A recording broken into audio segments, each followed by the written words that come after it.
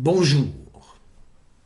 Mémoire sur la maladie du seigle, dite ergot, dans le nord de la France, et son influence mystique sur la société du Haut Moyen Âge, à travers l'analyse tridimensionnelle psychophysique des peintures de Jérôme Bosch.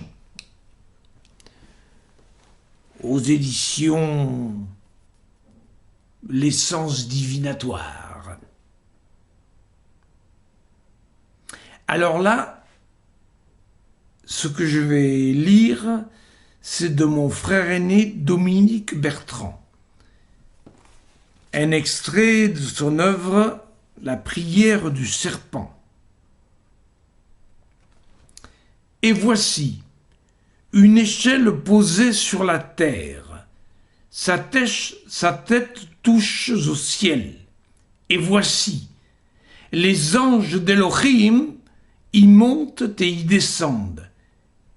Et voici, Yahvé est posté sur elle. Il dit, moi, Yahvé. Cette échelle offre à l'imaginaire la possibilité de visualiser l'intervalle entre terre et ciel. De nombreux peintres s'y essayèrent. En partant de cette image insolite, une échelle dressée en plein désert, donnant directement dans des nuées embrasées. Cette échelle est animée d'un double mouvement croisé d'anges qui semble relié dans les deux sens entre la pierre et la voix. Peut-on signifier meilleure antinomie entre la fluidité ondulatoire de la voix et l'immobilité silencieuse du règne minéral?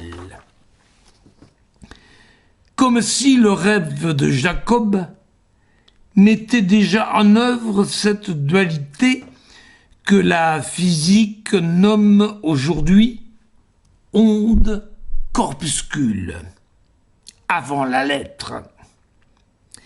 Mais si nous dématérialisons la pierre comme symbolisant l'entre-deux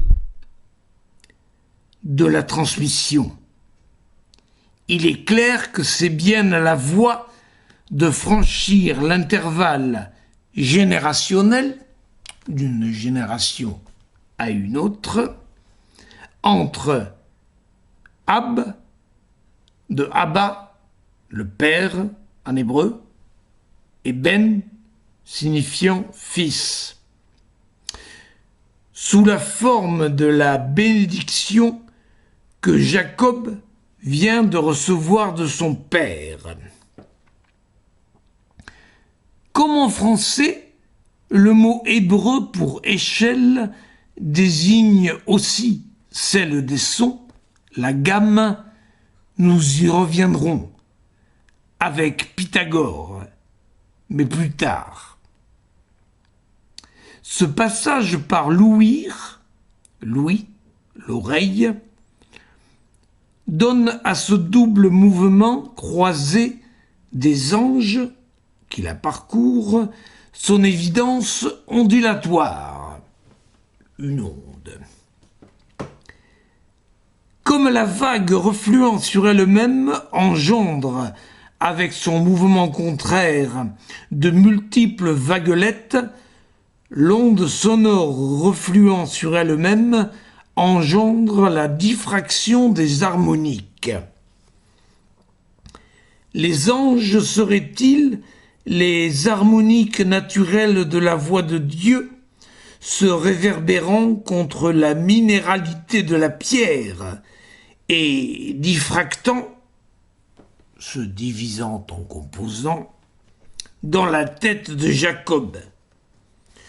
N'oublions pas que l'une des fonctions essentielles des anges est de relier le mystère de l'unité divine aux multiples formes de la création par le simple fait de chanter. Notons la précision du texte. Les anges commencent à monter.